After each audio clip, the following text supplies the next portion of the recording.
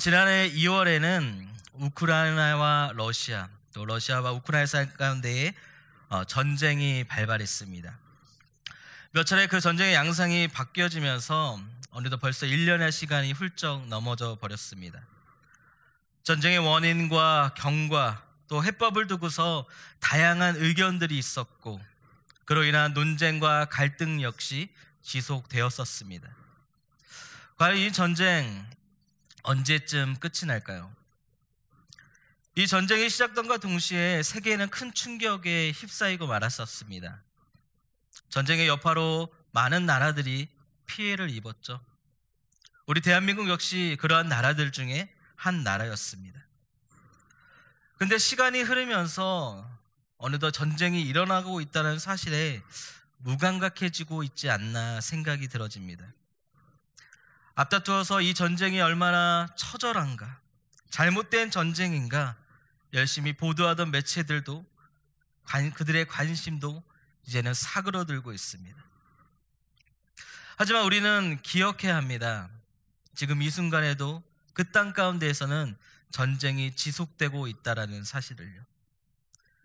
그리고 우리 역시 이 치열한 삶의 현장 가운데에서 영적 전쟁을 치르고 있음을 기억할 수 있어야만 할 것입니다. 아마 오늘 아침만 해도 그러지 않았습니까? 아침만 하더라도 여러분은 어떠한 전쟁을 치루었습니까? 비록 그곳에는 포탄과 총성은 들리고 있지 않지만 가정과 일터와 삶의 영역에서 크고 작은 전장의 한가운데 우리는 매일같이 서 있습니다. 지금 당신은 어떠한 삶의 전장을 치르고 있습니까? 그리고 그 전쟁 가운데에서 승리하고자 무엇을 행하고 있습니까? 오늘 본문은 민막스 전투에서 펼쳐진 이스라엘과 블레셋과의 싸움에 대해서 이야기하고 있습니다. 우리가 13장 말씀을 보면 전쟁을 앞두고 있는 이스라엘 상황이 얼마나 절망적인지 모릅니다. 블레셋의 병거가 3만이요 마병이 6천입니다. 반면에 이스라엘은 어떠합니까?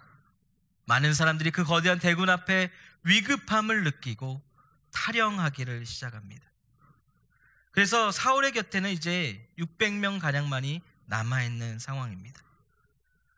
게다가 당시에 무기와 연장을 만드는 것, 블레셋 안에서만 가능한 일이었기 때문에 제대로 싸울 수 있는 무기, 이 검을 손에 쥔 자는 다 2명, 사울과 요나단밖에는 없습니다. 또한 초조해하면서 사무엘을 기다리지 못하고 자기 스스로 하나님 앞에 번제를 드렸던 이 사울의 범죄함으로 인해서 영적으로도 많이 불안한 상황입니다. 전쟁의 승리를 염원하기보다는 차라리 고통스럽지 않게 빨리 죽기를 바라는 게 더 나을지도 모릅니다. 그런데 이러한 전쟁의 상황 가운데서, 이 절망적인 상황 가운데서 한 사람이 등장합니다. 그 한 사람으로 인해서 상황이 역전되기를 시작을 합니다. 패배감과 절망에 빠져있던 전쟁의 판도가 완전히 뒤바뀌어져 버립니다. 그 사람이 누구입니까? 바로 요나단입니다. 과연 무엇이 요나단으로 하여금 이 승리를 장담할 수 없는, 아니 어쩌면 질 수밖에 없는 이 전쟁 가운데서 승리를 이끌게 만들었는가? 오늘 본문 말씀을 통해서 그 승리의 비결을 살펴보면서 우리 역시 삶의 전장 가운데서 승리의 은혜를 누리게 되는 우리 영혼의 모든 성도님 되시기를 축복합니다. 먼저 요나단이 보여준 승리의 비결은 믿음으로써 그 상황을 건너가는 것입니다. 한번 따라해 보겠습니다. 믿음으로 상황을 건너가라. 지금의 상황은 매우 절망적입니다. 거대한 블레셋 대군이 앞을 가로막고 있습니다. 누가 보더라도 질 수밖에 없는 전쟁입니다. 이미 수많은 이스라엘 백성들이 그 사실을 인정했습니다. 그들은 블레셋 대군을 보고 위급함을 느꼈고 굴과 수풀과 웅덩이에 숨기 바쁩니다. 비록 이스라엘 가운데에 600명의 군사들이 사울의 곁에 남아 있었지만 그들 건데 희망은 보이지가 않습니다. 아니 어쩌면 그들 가운데에는 이 전쟁을 이끌고 있는 사울에 대한 원망이 가득할지도 모릅니다. 마치 출애굽한 이스라엘 백성들이 모세를 향해서 그들의 원망을 쏟아냈던 것처럼 이스라엘 백성들, 그들은 출애굽한 이후에 먹고 마시는 문제에 봉착하자마자 자신들의 연약함을 드러냈었습니다. 출애굽의 기적을 경험했음에도 불구하고 삶의 문제 앞에, 당장 보이는 눈앞의 현실 앞에 무너집니다. 지금 전쟁에 임하고 있는 이스라엘 백성 역시 그러했습니다. 눈앞에 펼쳐진 거대한 대군 앞에 두려움에 휩싸입니다. 살기고자 도망치기 바쁩니다. 그런데 그 안에는 삶의 문제 앞에서 무기력하고 나약함을 감출 수 없는 우리의 모습이 담겨져 있습니다. 문제 앞에 상황과 환경을 탓하고 남을 원망하는 나의 모습인 겁니다. 그런데 이 원망의 마음이요, 여러분, 불신앙의 마음입니다. 불순종의 마음입니다. 원망은 사람과 환경을 탓하는 것처럼 보이지만 결국 내 삶의 주인 되신 하나님을 인정하지 않는 마음인 겁니다. 이스라엘 백성들은 하나님을 믿는다 말했습니다. 하지만 사실 마음속 깊은 곳에서는 하나님에 대한 불신앙이 가득했습니다. 블레셋과의 전쟁 앞에서 그 사실이 드러나고 있습니다. 용기를 갖고 전장에 나섰지만 곧바로 도망치기 바쁩니다. 하지만 요나단은요, 달랐습니다. 그는 믿음을 가지고 상황을 건너가고자 합니다. 즉 하나님과의 관계 안에서 그는 이 상황을 바라보고 있다라는 것입니다. 우리가 6절 말씀을 보면 요나단이 자기의 무기를 든 소년을 향해서 이렇게 말을 합니다. 우리가 건너가자. 그가 어디로 건너가자 말하고 있습니까? 할례받지 아니한 블레셋 사람의 그 부대로 건너가자라고 이야기를 합니다. 어쩌면 남들이 보기에는 무모한 행동입니다. 그의 눈에 블레셋의 대군이 보이지 않는 것처럼 보입니다. 아니, 어쩌면 그 병거와 무기를 보고 머리가 어떻게 돌아버렸는지 모르겠습니다. 하지만 우리는 알고 있죠. 그런 것이 아니었습니다. 지금 요나단은 남들과 다른 눈으로 이 전쟁 가운데에 임하고 있는 겁니다. 그의 눈은 병거와 무기에 있는 것이 아니라 바로 우리의 주인 되신 하나님께 향하고 있는 겁니다. 하나님과의 관계 안에서 이 상황을 해석하고자 노력하고 있습니다. 이 할례받지 않은 자에게로. 어디서 많이 들어본 말 아닙니까, 여러분? 할례받지 않은 자들에게. 바로 골리앗 앞에 섰던 다윗의 모습이 그러했죠. 엘라 골짜기의 그 전장 속에서 이스라엘 모든 사람들이 골리앗을 보고 심히 두려워하며 도망치는 현장 속에서 다윗만이 올리 골리앗을 바라보고 이렇게 말했습니다. 이 할례받지 않은 블레셋 사람이 누구냐? 이 할례받지 않은 블레셋 사람이 누구냐? 하나님과 상관없는 저 사람이 대체 누구냐라는 말입니다. 지금 이스라엘 백성들이 겪고 있는 가장 큰 문제는요, 눈앞에 보이는 대군이 아닙니다. 블레셋의 대군이 아니었습니다. 그들의 문제는 믿음이라는 그 눈을 잃어버린 것이었습니다. 그 누구도 믿음으로써 이 상황을 바라보려 하지 않습니다. 해석하려 하지 않습니다. 그들의 문제는 바로 믿음 없음이었습니다. 그리고 그 안에 우리의 모습도 담겨져 있지 않습니까?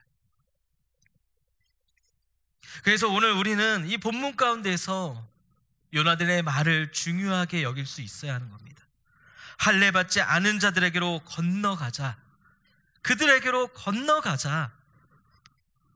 믿음 없이 상황을 바라보고 도망친 사람들과는 반대의 길을 걸어가겠다라는 것입니다. 믿음의 눈을 들어서 이 상황을 바라보겠습니다. 믿음을 가지고 이 상황을 건너가겠습니다. 주님 앞에 이렇게 고백을 하고 있는 겁니다. 상황이란 벽 앞에 숨거나 도망치지 않습니다. 멈춰서지 않습니다. 그 상황을 넘어 일하실 하나님을 바라보고 있는 겁니다. 어떠합니까? 지금 당신은 문제 앞에서 믿음의 눈을 들어 하나님을 바라보며 살아가고 있습니까? 아니면 어쩌면 삶의 문제 앞에 어쩔 수 없다 여기며 살아가고 있습니까? 제가 약 15년 전에 방글라데시 선교를 다녀온 적이 있었습니다. 그때만 해도 이 방글라데시에 대해 말하기를 가난하지만 행복한 나라, 전 세계 행복지수 1위의 나라라 말했습니다. 과연 그 무엇이 그들로 하여금 삶의 행복을 높이고 있는가 굉장히 궁금했었습니다. 그리고 그 궁금증을 안고 선교의 현장 가운데 나아갔었습니다. 정말 여러 가지로 비참한 삶의 현장 속에서 그들이 어떻게 행복감을 느끼고 있는가. 근데 선교를 마치고 보니까 이유가 굉장히 간단했습니다. 현실에 안주하는 겁니다. 아무리 공부하고 노력해도 삶을 바꾸기가 힘이 드니까 하루 벌어먹고 사는 것이 내 삶이라 여기며 순응합니다. 어차피 변하지 않을 거, 변화시킬 수도 없을 거, 뭐하러 고민하고 싸웠냐, 그런 생각으로 변화시킬 수 없는 현실 앞에 고민하려 들지 않습니다. 그저 지금까지의 삶을 유지하면서 살아갈 뿐 미래를 전혀 꿈꾸지 않는 겁니다. 타성에 젖어 살아갑니다. 어쩌면 제어의 판단이 틀렸을 수도 있습니다. 하지만 선교를 다녀오고 나서 제가 느낀 점은 방글라데시가 느끼고 있는 이 행복은 자기 합리화에 따른 가짜 행복이다. 영적인 어둠 속에서 살아가면서 그 삶을 포기하고 그 삶의 희망을 품지 않은 채 그저 하루 돈을 벌고 하루 밥을 먹기만 하면 행복하다 여기면서 순응하며 살아가고 있는 겁니다. 어쩌면 우리도 그러한 삶을 살아가고 있지 않습니까? 삶의 문제 앞에, 지금의 현실 앞에 타성에 젖어 살아가고 있지는 않습니까? 변하지도 않을 거, 변화시킬 수도 없을 거, 뭐하러 머리 아프게 고민하며 살아갈까? 그렇게 멈춰 서 있지는 않습니까? 믿음의 삶은 이성과 현실, 그리고 합리적인 사고방식을 뛰어넘는 것입니다. 내가 한다고 착각하는 것이 아닙니다. 내 삶 속에서 일하고 계신 그 하나님을 계속해서 바라보며 살아가는 것입니다. 그리고 믿음의 눈을 들어 한 걸음 한 걸음 전진해 나아갈 때에 눈앞에 펼쳐진 그 상황들을, 변하지도 변화시킬 수 없을 것 같은 그 상황들을 타개하며 살아갈 수 있음을 믿는 것입니다. 여기에 바로 두 번째 승리의 비결이 담겨져 있습니다. 바로 믿음으로써 우리 하나님의 능력을 의지하며 살아가는 겁니다. 따라해 보겠습니다. 믿음으로 하나님의 능력을 의지하라. 하나님께서는 믿음의 사람들을 통해서 그 능력을 나타내십니다. 오늘 본문 속 요나단이 바로 그 믿음의 사람입니다. 그가 어떠한 믿음을 고백합니까? 계속해서 6절 말씀에 여호와께서 우리를 위하여 일하실까 하노라 이야기합니다. 하나님의 일하심에 대한 기대감을 품고 있습니다. 위급한 상황 속에서, 모두가 도망치는 그 절망적인 상황 속에서 그는 하나님의 일하심에 대한 기대를 저버리지 않습니다. 왜냐하면 하나님이 일하신다면 상황은 언제나 변하기 때문입니다. 이 믿음 위에 요나단이 계속해서 고백하죠. 여호와의 구원은 사람의 많고 적음에 달리지 아니하다. 골리앗 앞에 섰던 다윗 역시 이와 비슷한 믿음의 고백을 행했었습니다. 사무엘상 17장 47절 말씀을 보니까 다윗은 이렇게 고백했습니다. 여호와의 구원하심이 칼과 창에 있지 아니하다. 전쟁은 여호와께 속한 것이다. 우리가 믿음으로써 하나님의 능력을 의지할 때에 모든 이들이 두려움에 떨던 그 상황 가운데에 변화가 일어남을 믿으시길 바랍니다. 절대적으로 맞설 수 없을 것이라 여겨지는 그 상황 가운데에 하나님의 일하심으로 이제 놀라운 은혜가 펼쳐지게 됨을 우리는 볼 수가 있습니다. 그것이 어떠한 은혜입니까? 오늘 본문 14절과 15절의 말씀을 보니까 요나단과 그 무기 든 자 단 2명의 활약으로서 블레셋 진영 가운데 큰 반향을 일으키는 것을 살펴보게 됩니다. 14절과 15절 말씀을 제가 읽어드리겠습니다. 요나단과 그 무기를 든 자가 반나절과 이 땅 안에서 처음으로 쳐 죽인 자가 20명 가량이라. 들에 있는 진영과 모든 백성들이 공포에 떨었고 부대와 노략군들도 떨었으며 땅도 진동하였으니 이는 큰 떨림이었더라. 아멘. 그 둘이서 반나절간 20명의 적군을 물리치면서 이스라엘 가운데 있었던 위급함을, 이스라엘 백성들을 둘러싸고 있던 그 어두움을 블레셋 진영으로 옮겨버리는 놀라운 역사가 일어나기를 시작을 합니다. 블레셋 대군 앞에 뿔뿔이 흩어졌던 이스라엘 백성들의 모습이 이제는 허다한 블레셋 진영의 대군 앞에 나타나지고 있는 것을 살펴볼 수 있는 것입니다. 믿음을 가지고 그들이 하나님의 능력을 의지하자 그들이 처한 상황이 바뀌어 버립니다. 사람이 일하는 것이 아니라 하나님이 하시는 일이기에 성경은 또한 그 땅 가운데에, 그 현장 가운데에 큰 떨림이 일어났다 말하고 있습니다. 우리는 지금 삶의 현장 속에서 그 떨림을 경험하며 살아가고 있습니까? 요한일서 5장 4절은 이렇게 이야기합니다. 무릇 하나님께로부터 난 자마다 세상을 이기느니라. 세상을 이기는 승리는 이것이니 뭐라고요? 우리의 믿음이니라. 우리가 이 땅을 살아가면서 경험하게 되는 크고 작은 문제들이 있죠. 때때로 우리의 힘으로, 그 능력으로 그 문제를 해결할 수 있을 거라 생각합니다. 그리고 진짜 해결한 것처럼 여기기도 합니다. 하지만 오히려 더 악화되는 상황을 경험합니다. 그러나 하나님이 일하실 때는 다릅니다. 하나님이 일하실 때는 그 상황이 완전히 뒤바뀌어져 버립니다.